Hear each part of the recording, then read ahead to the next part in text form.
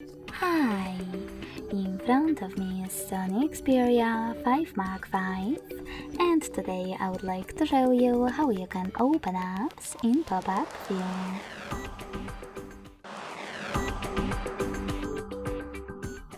First of all, just open one of your apps that you wish to use in this view and access it in the background. Now you need to click on pop-up window at the bottom and tap on home button. Finally, if you wish to scroll this window, hold the top left corner of it and drag it.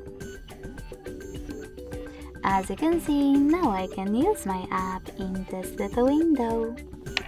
In order to move it around, just hold it and drag it wherever you wish to.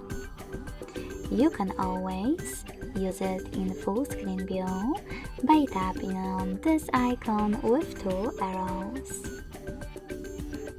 Then, to make it even bigger, click on this square next to two arrows.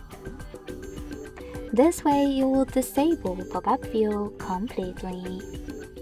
If you want to turn your app into a bubble, click on this icon of an arrow with a bubble.